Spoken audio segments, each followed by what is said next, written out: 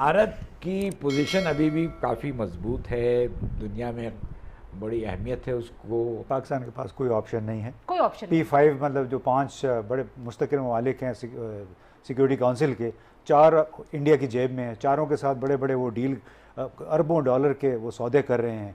तो हमें थोड़ा सा ये सोचना पड़ेगा कि हमारे अपने मुल्क के अंदर जो कश्मीर है ना, हमें उसको बचाना चाहिए। जो सिर्फ अमेरिका के इस वक्त डील चल रहे हैं, आर्म्स डील दिफाई नौयत के 8 से 10 बिलियन डॉलर के, फ्रांस के साथ 9 बिलियन डॉलर का उनका राफेल जो जंगी तैयारी हैं उसका डील चल रहा है। रूस के साथ से उन्होंने 5.5 अरब डॉलर के वो S-400 मिसाइल सिस्टम ले रहे हैं। तो हमें थोड़ा सा एक हकीकत पसंदी का मुजाहरा करना चाहिए। सबसे पहला जो आपसे कमेंट्स में चाहूंगी, पहले वो तो आज भारत का यौम आज़ादी है, 2 एटमी मुल्क, 2 हमसाए, 2 पड़ोसी। कल हमने अपना यौम आज़ादी मनाया, लेकिन आज एक इतना बड़ा मुल्क जो अपने आप को बहुत बड़ी जमहूरियत कहता है, जब वो अपना यौम आज़ादी मनाता है तो दुनिया में लाखों मना रहे हैं। तो दुनिया क्या इसको देखती है? दुनिया इस तजाद को समझने की कोशिश कर रही है या नहीं कर रही? मेहरबानी तंजीला। देखें, मसला ये है कि हिंदुस्तान एक बहुत बड़ा मुल्क है आबादी के लिहाज से, और एक बड़ी तारीख भी है, और उनका अपना एक राइट है अपने निज़ाम के तहत अपने मुल्क को चलाना। लेकिन अगर वो डिफाइंट हैं यूनाइटेड नेशन के चार्टर, यूनाइटेड नेशन के रेजोल्यूशन, जनेवा कन्वेंशन, तो फिर उससे डेफिनेटली उनकी बड़ाई या अजमत के ऊपर दाग आता है। हिंदुस्तान की तारीख ये रही है कि वो हेजिमोनिस्टिक डिजाइन के साथ वो चाहते हैं कि उनकी अजारादारी हो साउथ एशिया में, और वो बातें कुछ और करते हैं। वो कहते हैं ना, बगल में छुरी और मुंह से राम राम। वो बातें बड़ी हाई फाई करते हैं, बिग डेमोक्रेसी है हमारी, ये वैल्यूज हैं हमारा, वो है। लेकिन ह्यूमन राइट्स का रिकॉर्ड देख लें आप, देखें कि हैदराबाद, जूनागढ़, इन सारी रियासतों को कश्मीर के साथ, और फिर जो कुछ उनकी कमिटमेंट्स हैं आप देखें, नेहरू की कमिटमेंट इन राइटिंग, इनके फाउंडर जो है इंडिया का, उसने कहा हुआ कि हम सिर्फ कश्मीरियों और पाकिस्तानियों से नहीं, पूरी दुनिया से हम ये ऐड कर रहे हैं कि कश्मीरियों को उनका राइट ऑफ सेल्फ डिटर्मिनेशन मिलेगा। और हेयर इज नाउ RSS और ये जो हिंद तत्वा के होते हैं जिनके हाथों में अभी हुकूमत है, वो पूरे हिंदुस्तान को डिस्ट्रॉय करने पे पड़े हुए हैं। मैं आपको वसूख से ये कहता हूँ कि ये सीड्स ऐसे बीज बो रहे हैं जिससे हिंदुस्तान की डिसइंटीग्रेशन होगी। बिकॉज हिंदुस्तान एक बड़ी डाइवर्सिफाइड सोसाइटी है, और उसकी स्ट्रेंथ इसी में होनी चाहिए कि आप सारे मज़ाहिब की, सारे लोगों की, सारी रियासतों की, यूनाइटेड नेशन के चार्टर की, पड़ोसियों के हकूक का ख्याल रखें। और यही रोना इंडिया के अंदर भी सेम एलिमेंट्स रो रहे हैं। अच्छा जय साहब, I come back to you, this is very important point. मैं इसी के ऊपर अपना अगला सवाल इम्तियाज गुल साहब आपसे करूंगी। इंडिया अभी जैसे जय साहब कह रहे हैं कि इंडिया के अंदर भी ऐसे एलिमेंट्स हैं कि जो हिंदुत्व का जो उनका सारा एक मूवमेंट चल रही है मोदी साहब की, और जो वो कोशिशें कर रहे हैं, जो वो काम कर रहे हैं, उसके ऊपर बहुत ज़्यादा रेजिस्टेंस है। आज का भारत मुख्तलिफ लगता है आपको?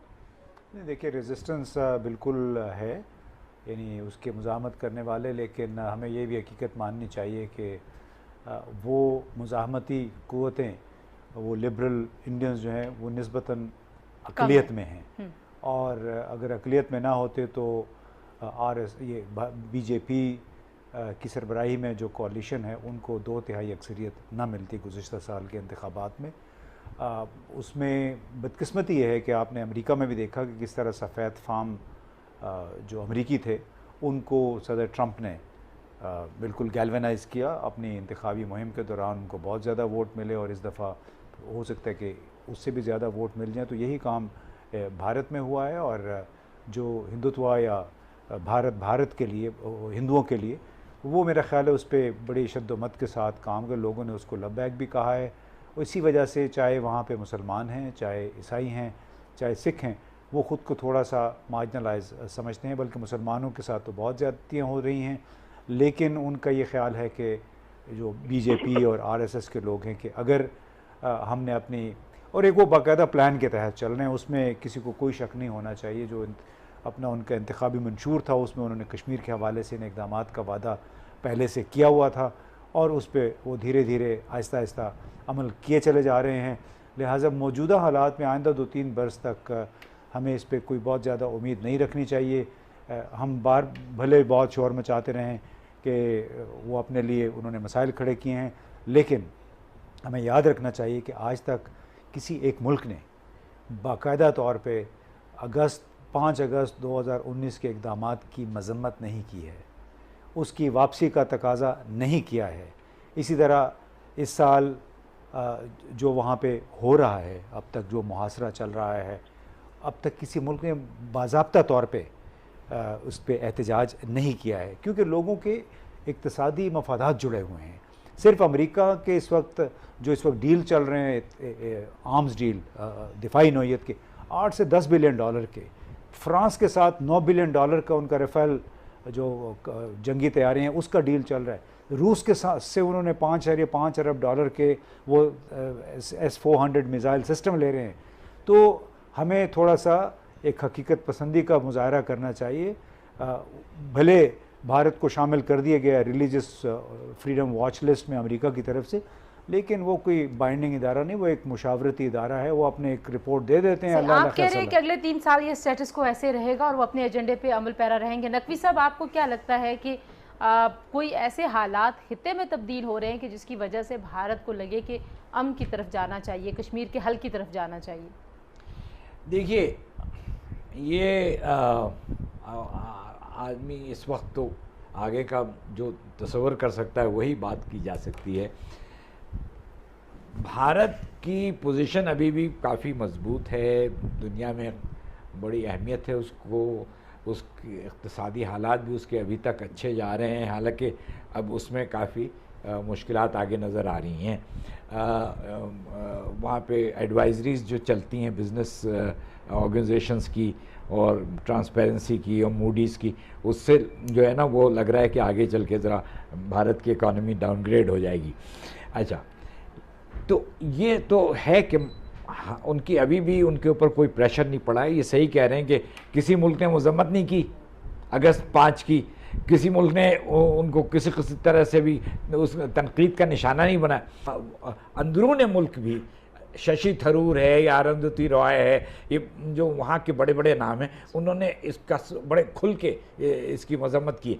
और एक बहुत अहम बात जो शशि थरूर ने कही है वो ये है कि भारत के रियासत का किरदार और उसकी नौइयत बदल रही है।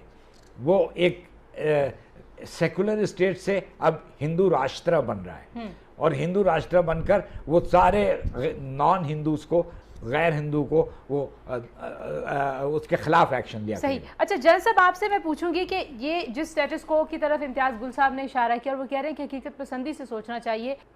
देखिए